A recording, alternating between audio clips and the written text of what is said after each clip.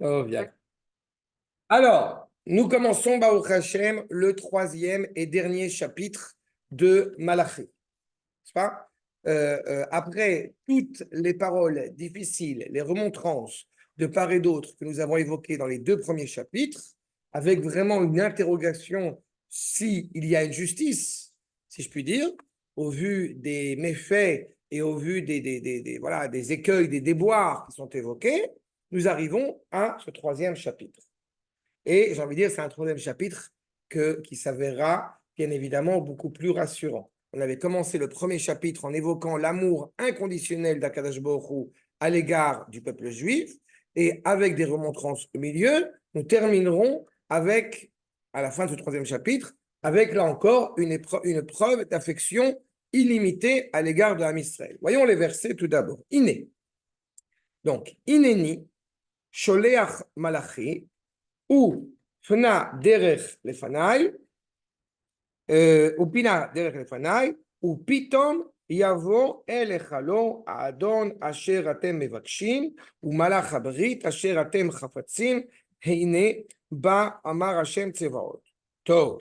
Ineni, donc on parle évidemment d'Akadosh Baruch Hu, qui envoie Malachi. Comprenez à deux niveaux, à la fois Malachi, le prophète, à la fois celui qui est envoyé par moi. Je vous rappelle que dans certains commentateurs, eh bien, on rappelle que Ezra, c'est Malachi. Donc, il y a déjà une volonté consolatrice, si je puis dire, dans la mesure où on revient en Eretz Israël. Les Fanaï, encore une fois, quel est son rôle à celui qui est envoyé? Ou Pina derech les Fanaï. Que signifie il a mis en place un chemin devant moi. Pourtant, je traduis littéralement, on n'est pas encore entré dans le vif du sujet. Ou Pitom, soudainement, Yavo et les Chalo, et soudainement, sans qu'on les même programmés, entre guillemets, eh bien, va arriver dans son hôtel, à UTEL, Adon, qui est celui qu'on appelle le monsieur, Adon, H, Asher, Atem, Mevakshim, celui que vous demandez. C'est intéressant parce qu'il arrive sans qu'on l'ait demandé, sans qu'on l'ait programmé, mais de l'autre côté, nous l'avons demandé. Ou Malachabrit, qui est celui qui est appelé l'ange de l'alliance. Bien se demander. Bien se demander. Asher Atem Chafetzim, celui que vous désirez tant, Iné, Ba Amar Hashem Tsevod. C'est très important, parce que je sais évidemment où on va, mais c'est très important parce qu'on entend à maintes reprises, ah, quand est-ce que le Mashiach il va venir? Mais malheureusement, ce que les gens ignorent parfois, c'est quand les gens parlent du Mashiach, ils ignorent toute l'implication qu'il y a derrière. C'est-à-dire que si à l'heure actuelle, nous sommes considérés comme étant des criminels de guerre, quand le Mashiach arrive, je n'ai pas de terme pour le définir. C'est-à-dire qu'on n'est pas des criminels de guerre, on est pire que ça. D'accord? C'est ça que ça implique. Et on remarquera qu'on est au sein d'abord du peuple, dans cette conception du peuple. Et l'ange de l'alliance, qu'il va nous falloir évidemment essayer de comprendre qui est-il. Ainsi dit Hachem Tsevaot, on avait déjà évoqué cette expression, ce terme de la part d'Akadosh Baruch Hu, à savoir les anges tutélaires en bas, le peuple juif, les anges tutélaires pardon, en haut, et le peuple juif en bas. Umi Mechalkel. Mechalkel, ça vient de Kalkala, qui va subvenir aux besoins, n'est-ce pas? Et Yombo, en ce jour où, donc, eh bien, ce monsieur et cet ange vont venir. Ou Mia Omed. On dit tous les jours, par jour. D'accord, mais j'explique quand même. Okay. J'explique tout.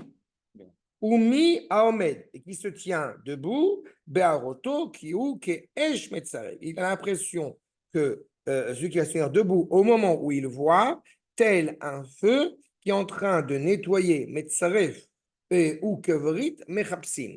Vous avez ici une image dont je ne connais pas encore le sens de l'allégorie, enfin je ne connais pas, le Malbim le connaît, sur le sens de l'allégorie d'un argent qui serait poncé, qui serait nettoyé un maximum, et le savon, je sais pas, le savon qui serait. Par contre, j'ai plus de feuilles. Moi, je vais me mettre à côté de toi, et ça, je pourrais suivre. Ah, si, j'ai la feuille. feuille. Tiens, j'ai une feuille, tu peux passer, s'il te plaît. Je vais te déranger parce que je vais m'asseoir là. C'est ça. Ça. עכשיו,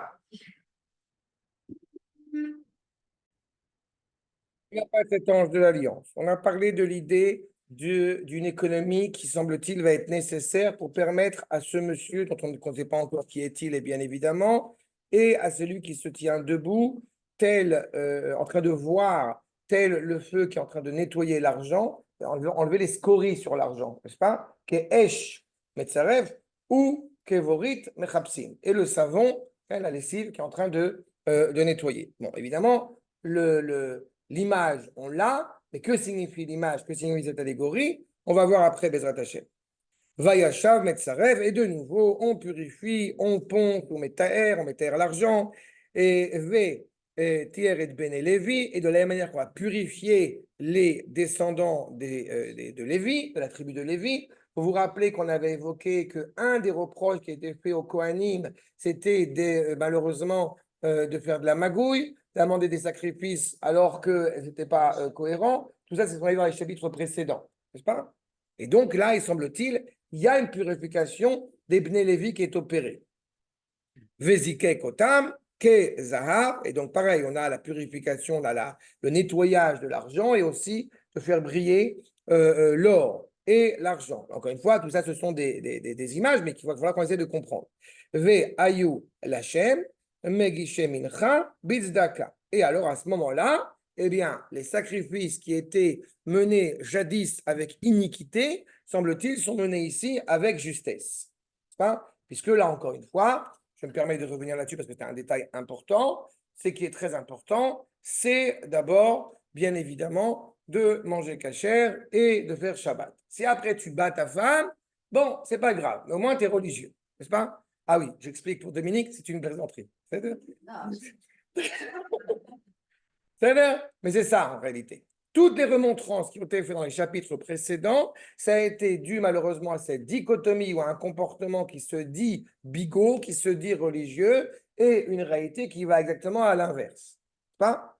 Donc là, nous avons clairement mincha, une offrande de la fleur de farine, n'est-ce pas, apportée avec justesse. V. Arva Hashem, minchat Yehuda v'Yerushalayim. Autre détail qui peut sembler étrange, cette garantie apportée à Kadosh Baruch Hu de cette offrande pratiquée par Yehuda et Jérusalem. Pourquoi est-ce qu'il y a ici cette nuance qu'il faut essayer de comprendre encore une fois entre Yehuda et Jérusalem? Et que vient faire Yehuda à ce moment-là? Olam, comme les jours derniers, comme les jours jadis, ou Cheshanim Kadmoniot. Là, un retour vers quelque chose, encore une fois, d'antan qui semble être particulièrement agréable. En tous les cas, Keravti Elechem le Mishpat, donc je vous ai approché de ce qui est juste, Ve'aiti Ed, et donc je serai le témoin, Memaer Bemachashefim, ou Menafim, là encore une fois, quel rapport entre la sorcellerie, les moyens, etc., qui peuvent s'opérer, alors qu'on a l'impression que le monde va mieux. Mais, comme vous savez, et je me permets de le dire dès maintenant, même si on va le voir encore une fois chez les maîtres, qu'il y a certaines personnes qui aiment bien les raccourcis. C'est-à-dire que préparez-vous, ça y est, le Mashiach, il arrive. Donc arrêtez de parler à la synagogue parce qu'à cause de ça, eh bien, il s'est passé à Simchat Torah. Vous voyez un peu l'ambiance? Voilà, ça c'est les Mechashefim. Ceux qui veulent absolument raccourcir, quelqu'un?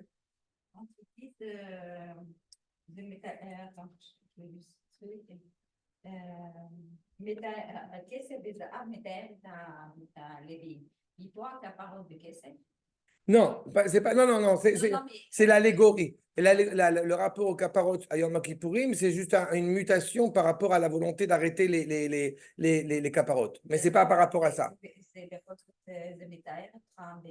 Oui, mais c'est pas dans son. Non, non, c'est Mater et Takesef. C'est pas du tout ça. C'est pas, sur là, c'est pas lié à ça. Parce qu'on est dans tout Malachi, on n'est que dans le peuple juif. Et le Meter Bekesef, on va essayer de comprendre les scories qui se sont greffées sur l'argent, la valeur du métal, et qui sont nettoyées. On va voir, c'est pas le Meter Bekesef au niveau de l'argent. Les caparotes au niveau du Kesef, c'est de l'argent qu'on parle, de l'argent, de la monnaie. Alors que là, ça n'a rien à voir. On parle du métal en tant que tel. D'accord? Arshab. Le fait est, c'est qu'effectivement, donc, il y a un témoignage, il y a, semble-t-il, de la sorcellerie, Menafim, il y a tout un processus, encore une fois, qui est mis en place, et semble-t-il, certains qui vont témoigner, alors ce sont des menteurs, n'est-ce pas? Ou Minishbaim, la shaker, ou Beoshke Sachar. C'est-à-dire qu'en parallèle, on a un monde, semble-t-il, qui va de mieux en mieux, et certains se prétendent qu'on peut continuer un petit peu à magouiller. Pas? C'est-à-dire qu'on va payer les gens, mais en retard. N'est-ce pas? Le Oshke Besachar, qui est un Issour de Horaïta, qui est une interdiction de la Torah elle-même, sur le fait qu'on n'a pas le droit de payer quelqu'un en retard. N'est-ce pas? Non, mais d'accord? Non, mais c'est vrai, c'est de Horaïta, c'est pas. D'accord? Pourquoi qu'est-ce que j'ai dit, Caverio? En tous les cas, c'est super, c'est super important. D'accord? Ou Beoshke Sachar, Sachir, Almana, et pareil, tout ce qui revient à la veuve, à l'orphelin, Veyetom, ou Mateger, les gens convertis, Velo Iruni, Amar Hashem Tsevot. Et ils ne me verront pas, on pourrait dire en français moderne, ils ne me calculeront pas. Le monde va mieux, on attend le Mashiach. Moi, j'ai travaillé il y a des années de ça dans un endroit, peu importe où c'était, dans un endroit qui me parlait du troisième Beth Amikdash, on y va, on a la Emouna, etc. Et j'ai demandé si je peux avoir mon salaire au mois, et truc, parce que je dois aller à la Macolette, quoi. Non, mais il faut la Emouna. Oui, mais je dois aller à la Macolette. D'accord? Donc, c'est pour ça que cette problématique-là, elle touche tout le monde. On s'arrange. D'accord? On s'arrange toujours avec Akadosh Baruch Hu. Avec les rabbinim, un peu moins, mais avec Akadosh Baruch Hu, on s'arrange. C'est ça. Velo Iruni, Amar Hashem Tsevaot. Qui a ni, mais même s'il ne me voit pas, il doit oublier un petit détail. Ce qui est ici énoncé, en réalité, c'est la fin des temps, eh bien, est immuable et inconditionnel, incontournable, inaltérable. Pourquoi? Parce que Akadosh Baruch Hu n'a pas changé, ne changera pas. Qui a ni Hashem lo shiniti, vatem bene Yaakov lo chelite. Non seulement c'est pas, vous n'avez pas changé, mais de gré ou de force, vous révélerez cette identité profonde qui est en vous. On n'a pas dit Bnei Israël, on dit Bnei Yaakov. Autant Avraham, il n'a plus le nom de Avram, autant Israël n'a pas perdu le nom de Yaakov. Et traditionnellement, on rappelle toujours que Yaakov, c'est l'épine dorsale. C'est pas Beth Yaakov, c'est le cœur même du foyer. C'est la femme, en l'occurrence. Donc, il y a une responsabilité. Vous pouvez éventuellement penser être déserteur de ce projet à l'échelle collégiale, à l'échelle du peuple, dit Akash Baruch Hu, je ne vous en donne pas la permission. Je ne vous permettrai pas de ne pas être vous-même. Avec l'assurance, qui n'est pas justement pour le coup une assurance euh, méprisante, au contraire, vous ne disparaîtrez pas. L'ocheliten, klaya, klaya. Le Ham Israël est annoncé à l'échelle de l'éternité. Et combien de fois il m'est arrivé de rappeler que la vraie question que chacun d'entre nous est en droit de se poser, c'est est-ce que je ferai partie de ce processus? Ce n'est pas est-ce que le processus aura une finalité positive, on le sait. Mais c'est de savoir si j'aurai le privilège d'en faire partie. Adkan pour la première partie, encore une fois, de Malachi, de ce troisième chapitre que nous allons essayer d'étudier ensemble. Alors tout d'abord, comme vous l'avez vu, sur cette question, encore une fois, d'envoyer l'ange tutélaire. Regardons directement, s'il vous plaît, source numéro 1, le Metsudat David. Moi, je suis preneur, excuse-moi, ça doit être là, j'ai un peu plus de lumière. Parce que je vois le jour qui tombe et tout, et là, toi, tu as de la lumière de ton ordi, mais nous, là, moi, je suis un peu... Donc ça, tu veux que j'essaie de le Ce que tu veux, alors vraiment ce que tu veux. Aujourd'hui, le Metsudat David, Makor numéro 1 nous dit, Moussa, sur quoi repose cette idée d'envoyer effectivement donc son envoyé, son malachi ou son ange tutélaire, sur la question qui a été posée auparavant, c'est-à-dire et quand on voit le nombre d'iniquités, quand on voit le nombre de problématiques qui se posent dans le monde et surtout en Israël, dans le cœur, alors on se dit, mais y a-t-il une justice? Y a-t-il une réalité qui est cohérente? Ben, en fait, à cette question-là, elle est là la réponse. Ineni sur les malachi. Nous dit le Metsudot, Moussav les Mala, les Hashiv al Tlunotan, leur plainte, leur complainte, Shamru Aye Elohim Mishpat. Où est le Dieu juste? N'oublions pas un petit détail qui est quand même important, c'est quand on parle de la complainte des gens, est-ce qu'elle est due à un problème d'honnêteté et de droiture ou elle est due au fait que pourquoi est-ce que lui il a réussi à faire de la magouille et pas moi? C'est ceci des petites nuances comme ça qui peuvent exister. Hein? Donc, à la réponse, Vayomer Ine, Bisman Geoula Atida, dans la délivrance future du peuple juif, Eshlach Ani et Malach Minashamaim, je vais envoyer quelqu'un directement, un envoyé céleste, Veu Ifne Aderer, il va commencer à balayer, il va commencer à faire le ménage. D'accord? Les Fanaï, donc devant Akash Borou, Retsonoloma, où il va armina olam, aposhim va mordim. Il va brûler, si je puis dire, tous les mécréants, tous les révoltés, afin de purifier la terre, les terres et Taaretz, les Fanaï, Boi, les Ashrot, Shechinati, Baaretz. Puisque l'homme. Et aussi des Fanav. Avant Akash Borou. Avant. Tu parles par rapport à la fin de quoi? Ça me rappelle Abraham. Bien sûr, mais Abraham est la préfiguration de la fin des temps. D'accord. De la même manière que, comme j'ai coutume de le dire, je suis pour le retour des frontières d'Eretz Israël de 1948. N'est-ce pas? Voilà. Ah oui, donc je dis que c'est enregistré, après on va comprendre. De 1948 de notre ère. Aval, en réalité, c'est ça. Il y a évidemment une droiture. Abraham, il a un petit peu différent par rapport à Malachi, c'est que Abraham, c'est la promesse. Abraham, c'est la préfiguration de la réalisation de cette promesse. Ce qu'annonce Malachi, qui est le dernier des prophètes, avant évidemment notre retour en terre d'Israël, où on commence à entendre, Rav Kook notamment, des prémices de retour, de résurrection de la prophétie, mais en attendant, c'est le dernier prophète qui a été présent dans l'histoire. Après, on rentrera dans le Beit Sheni, il n'y a plus de prophétie.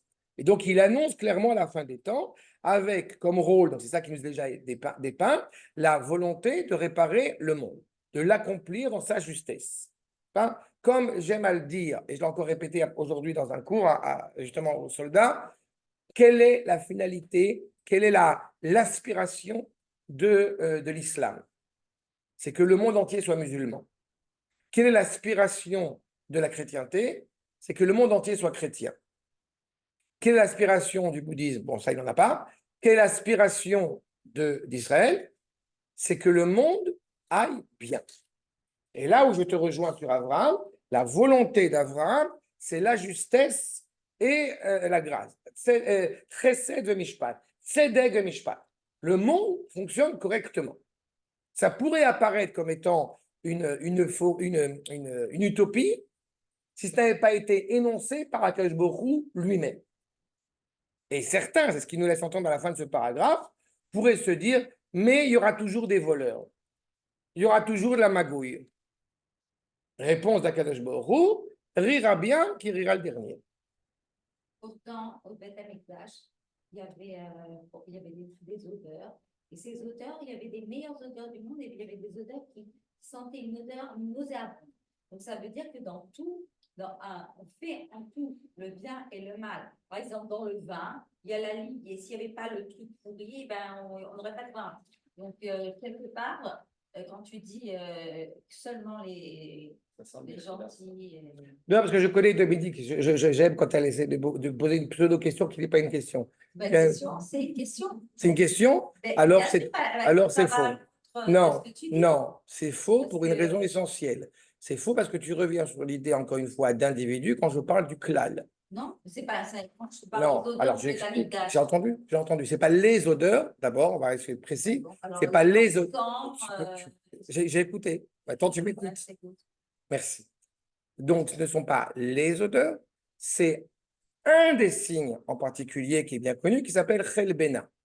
Chelbena a une mauvaise odeur, mais il s'avère que quand il est associé aux autres éléments, non seulement il permet aux autres éléments de sentir mieux, et lui-même, écoute. Oui, je suis d'accord. Merci d'être d'accord. Tu sais, le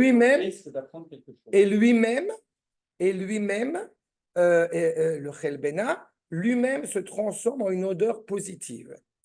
Maintenant, je m'explique.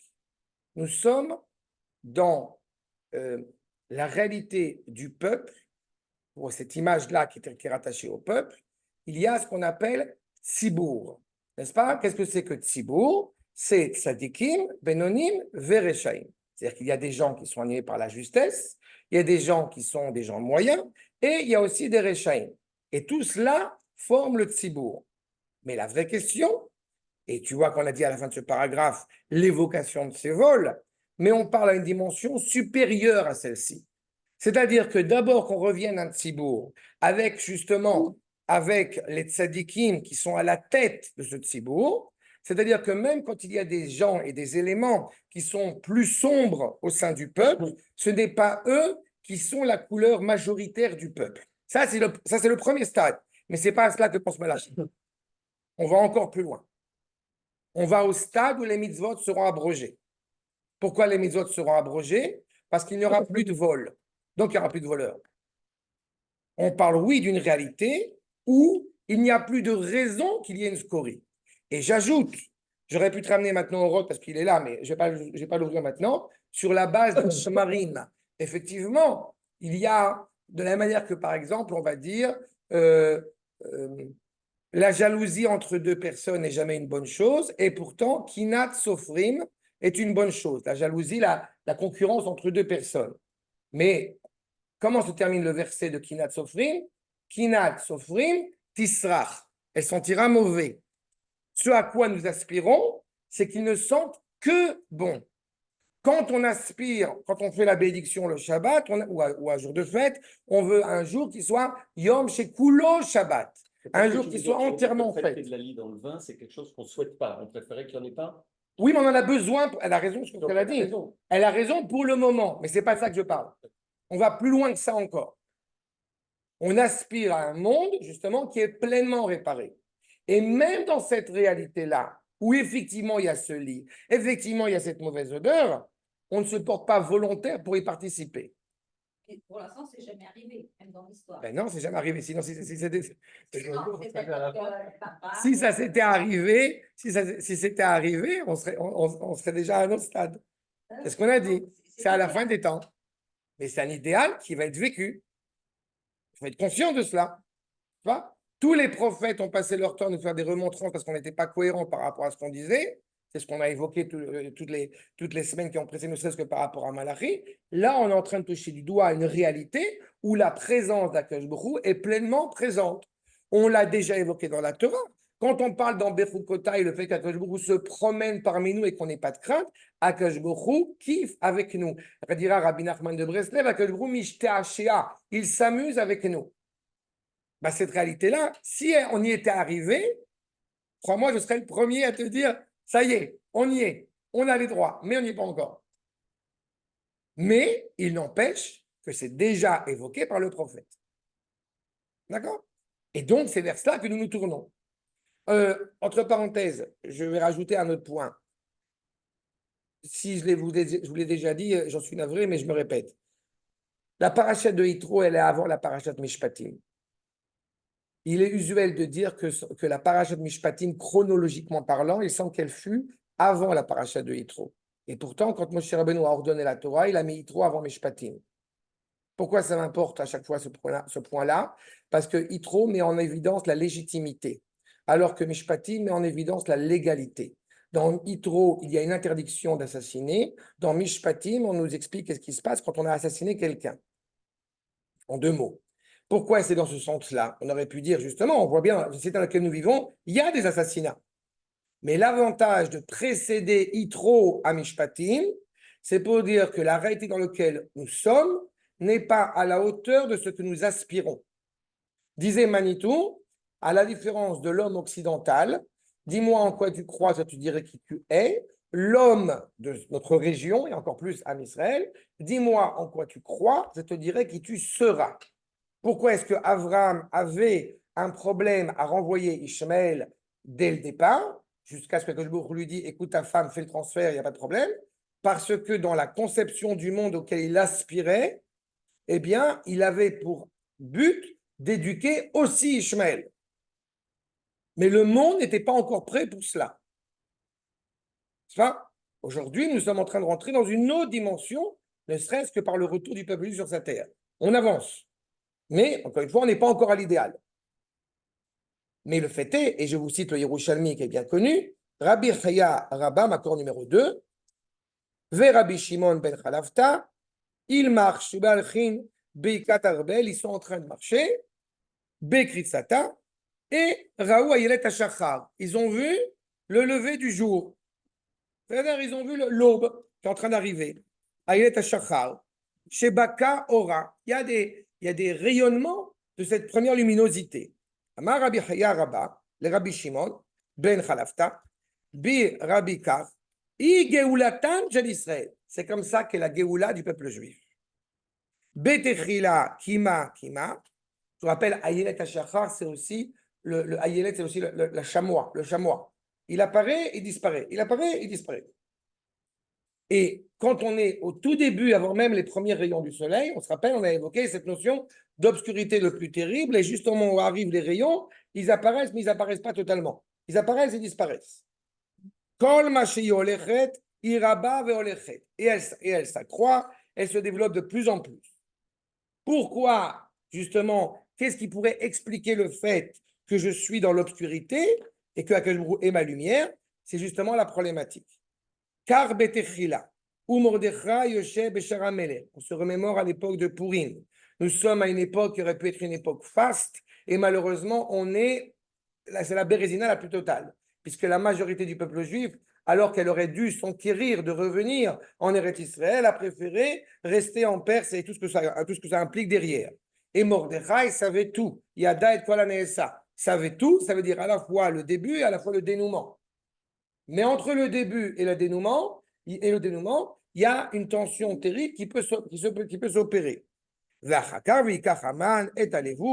se rappelle, il a pris le vêtement de Haman et le cheval.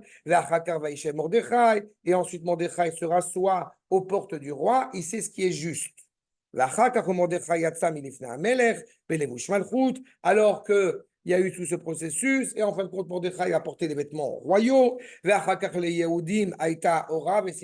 et à la fin, il est clair qu'il y avait une joie extraordinaire pour les Juifs.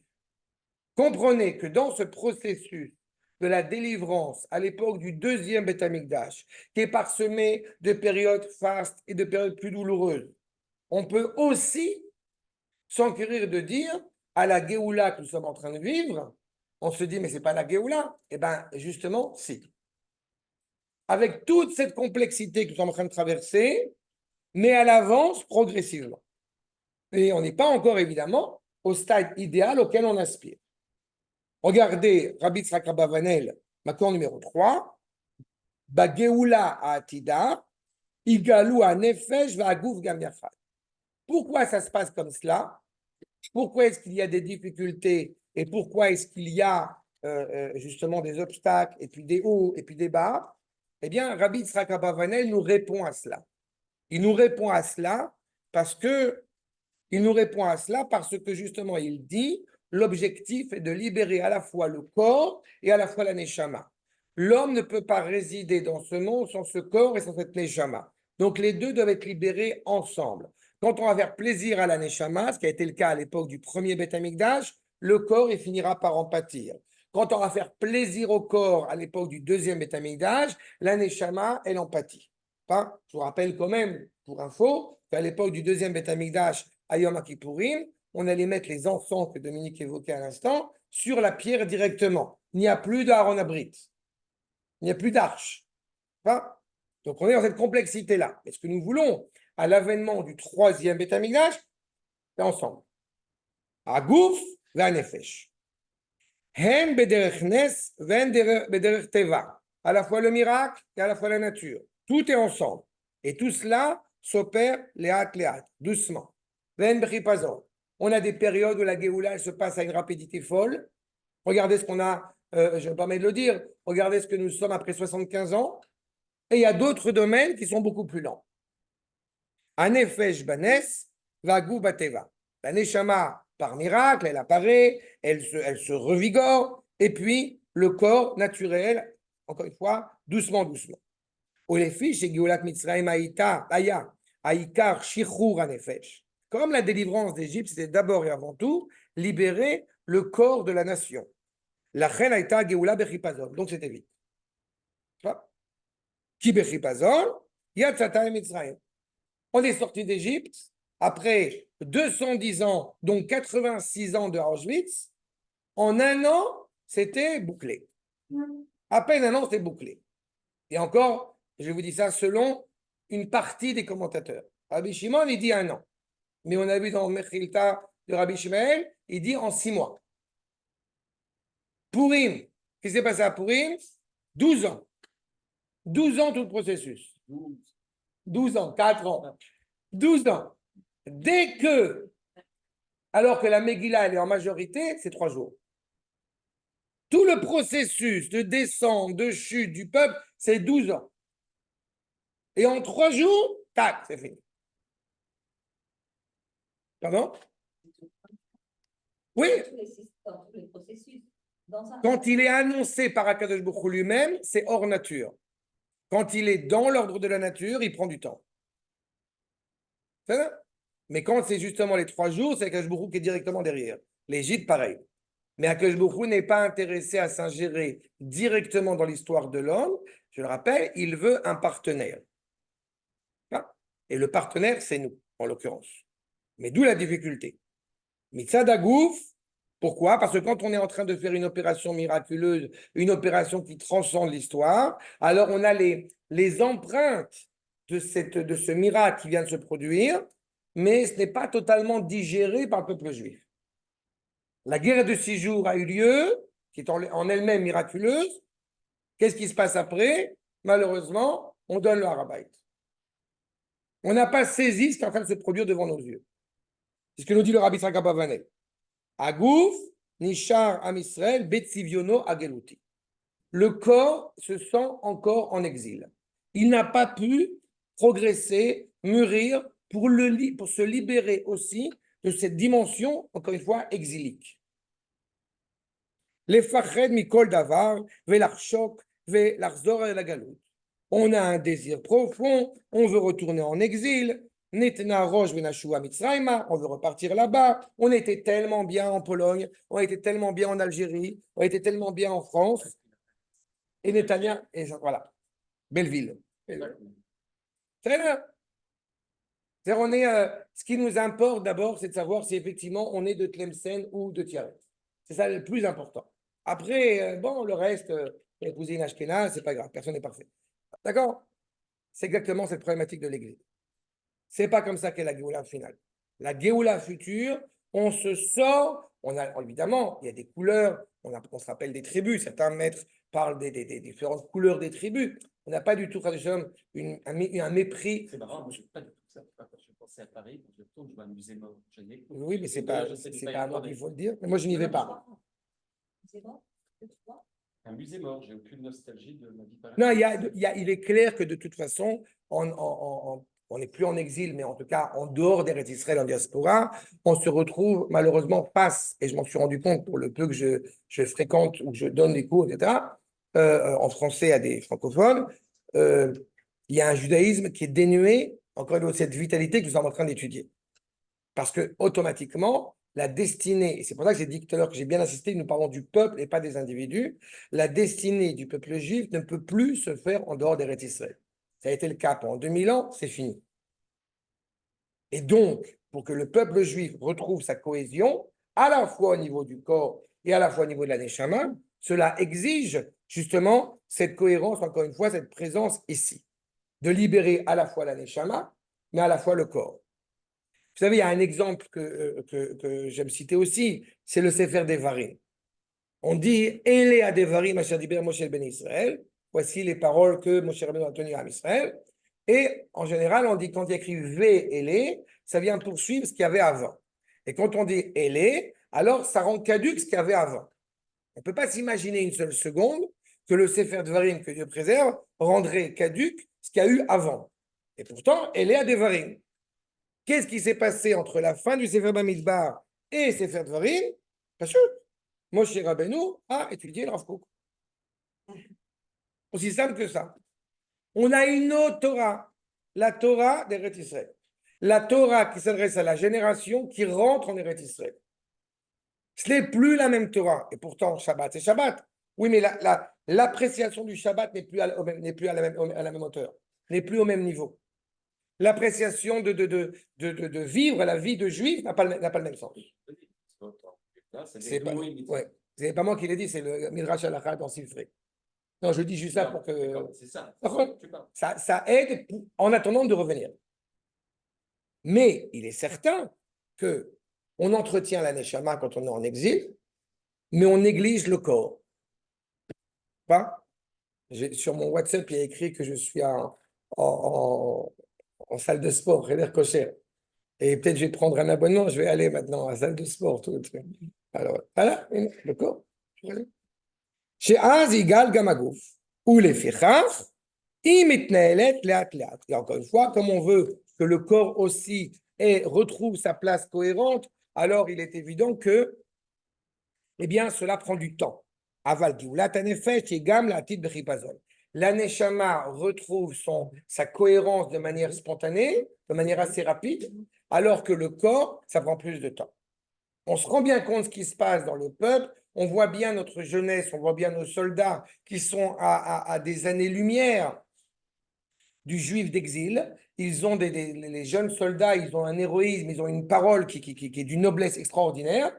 Et pourtant, on voit bien qu'il n'y a pas encore une compréhension comme je vais mal le dire dernièrement, on ne comprend pas encore pourquoi est-ce qu'il faut aller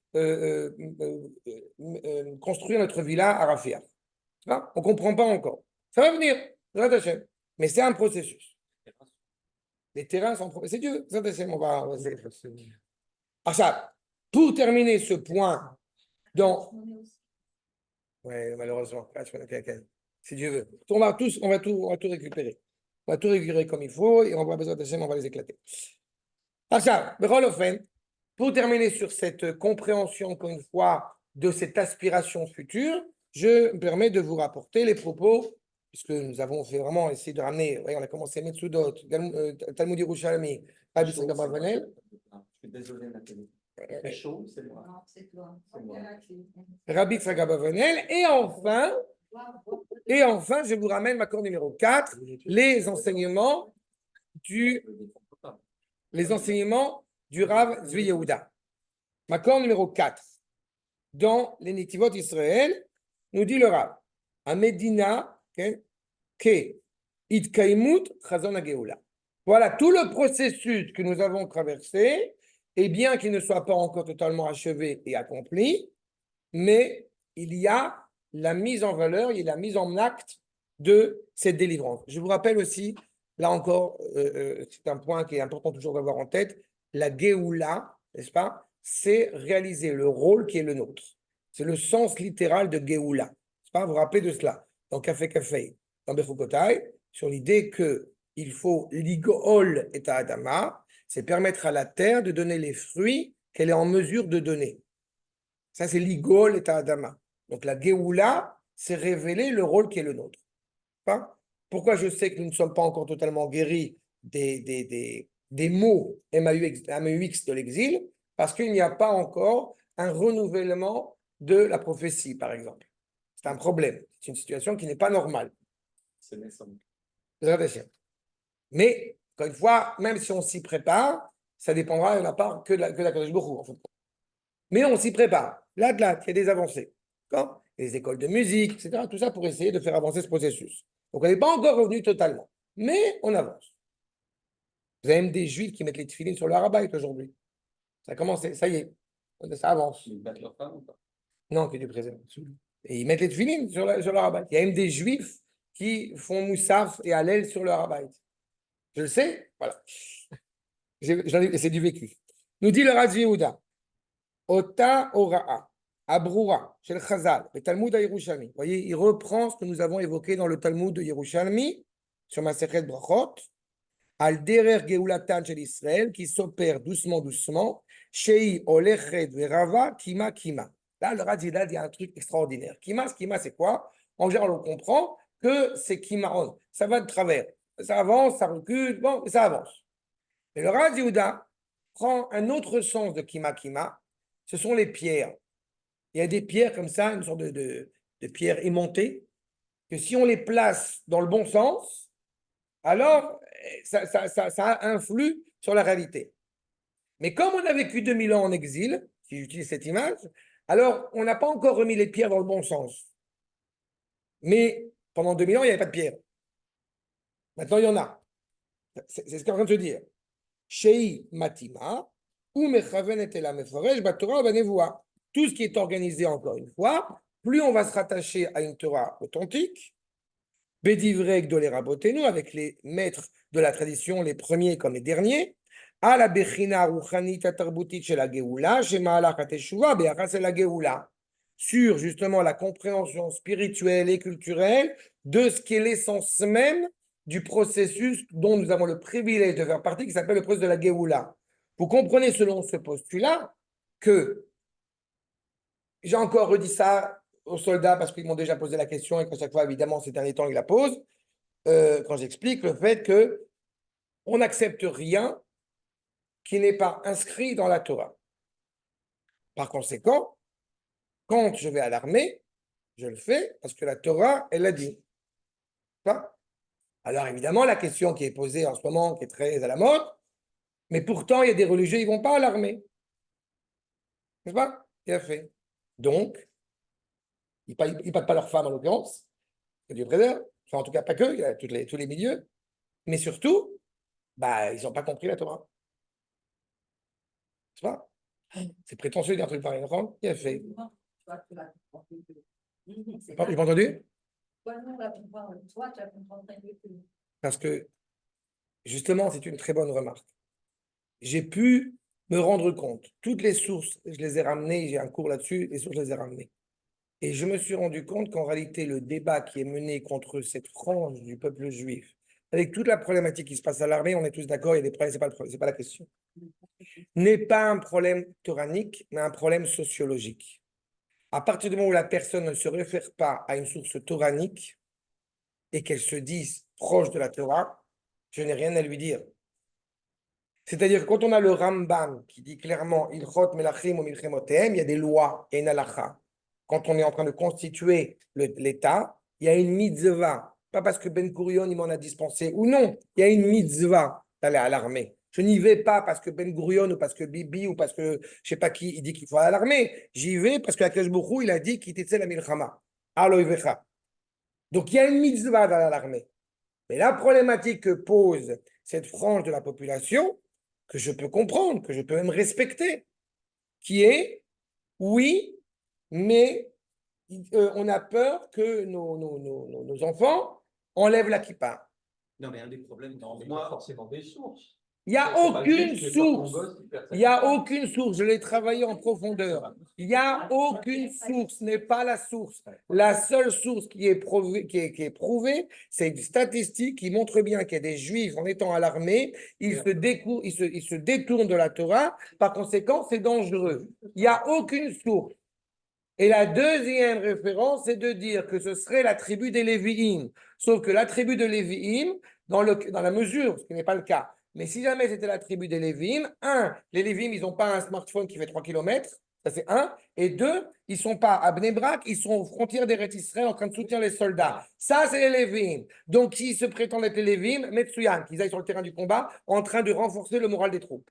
Ce n'est pas ce qui se passe. Je te dis, j'ai cherché, je l'ai cherché, j'ai regardé, et jusqu'au moment où j'ai compris qu'en réalité, il n'y a aucune référence toranique. Non, mais il y a un autre problème que tu vois, c'est qu'en plus, ils le font au nom de la Torah.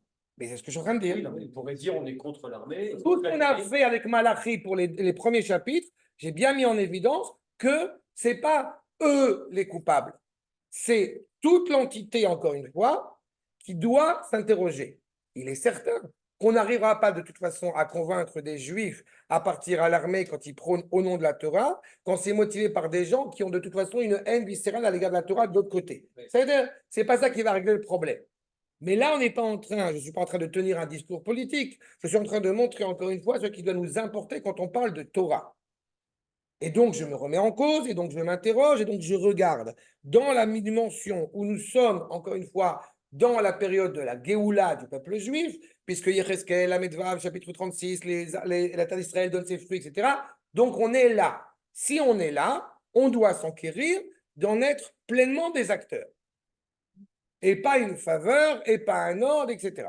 À la rigueur, je me permets de vous dire, et je vais m'arrêter là-dessus pour qu'on puisse commencer Netzer Israël, mais je dirais simplement un point sur ce sujet-là. Je fais partie de ces gens qui pensent que les non-religieux n'ont pas à aller à l'armée. Moi, je suis encore pire de l'autre côté. J'aimerais que ce soit que les religieux qui aillent à l'armée, mais alors, vous nous laissez travailler. Et on va régler ce problème.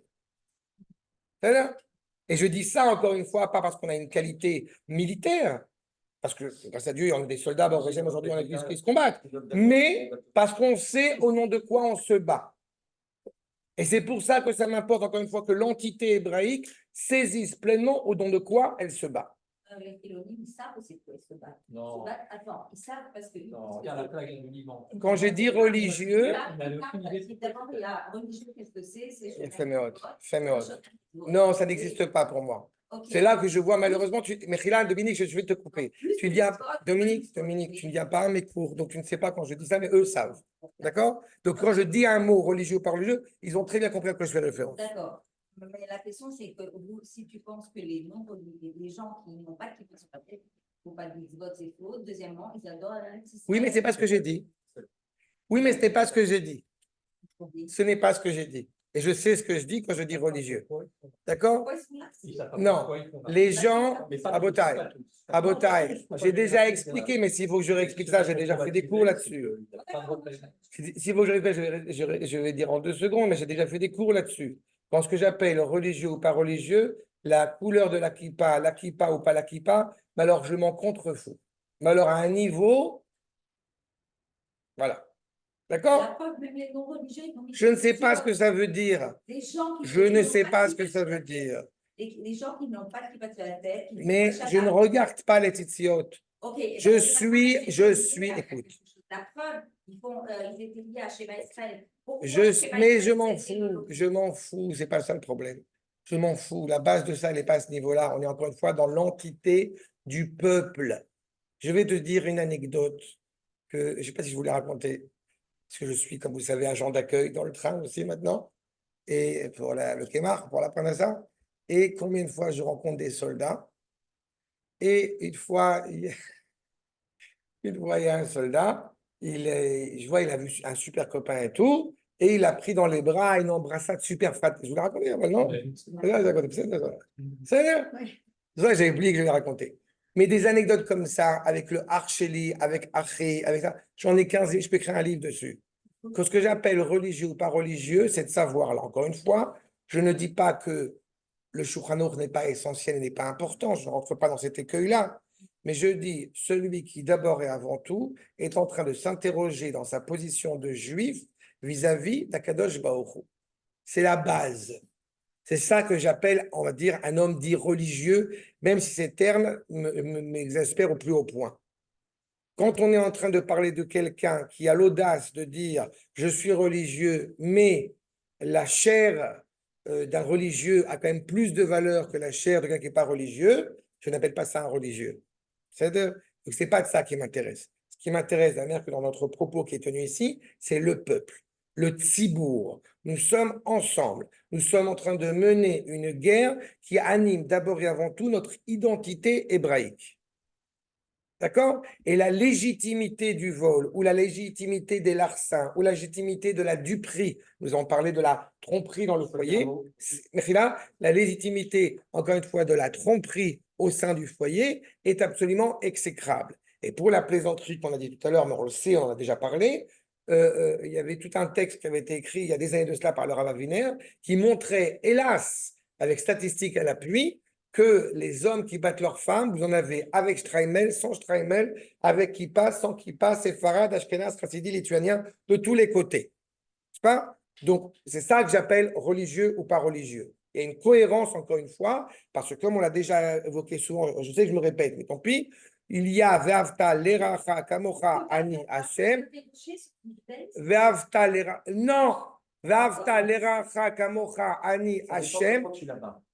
Ve'afta l'eracha kamocha, rabotai.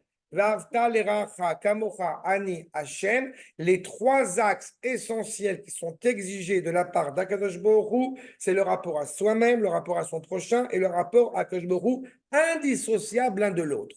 C'est tout. C'est-à-dire, et on n'y est pas encore arrivé. Ok. Non, deux choses différentes et en deux phrases. Les grands généraux israéliens, je me suis toujours demandé pourquoi, quand ils partaient à la retraite, ils devenaient l'extrême gauche. Les grands généraux laïcs, pendant qu'ils font la guerre, ils font une mitzvah et ils aiment Israël plus que tout à 100%. Mais ils ne s'inscrivent pas dans un projet global. Donc ils ne comprennent pas après. Quand ils en sortent, ils veulent absolument embrasser leur ennemi. Et nous, on sait qu'on ne peut pas embrasser. Ce n'est pas qu'on n'aime pas, ce n'est pas qu'on aime la cruauté, ce n'est pas qu'on déteste les êtres humains, c'est qu'on sait qu'on ne peut pas. Et eux, ils ne comprennent pas. Et c'est pour ça que ça nous amène au 7 octobre. Entre autres. En tous les cas, pour la suite de notre propos, Bezrat Hashem, je pensais qu'on aurait fini déjà, mais tant pis, c'est pas grave, c'est important qu'on avance aussi doucement. Je suis là pour la panique. Non, non, non, c'est déjà non. Non, non, mais c'est important qu'on aille doucement d'Afka parce que c'est des points qui sont essentiels. Rabotai, nous reprendrons un accord numéro 5, d'accord? Bezrat Hashem avec le Rav David Kimchi, on rentrera plus avant dans les versets. Mais ça m'a importé d'apporter cette introduction pour bien comprendre à quelle période, encore une fois, nous parlons.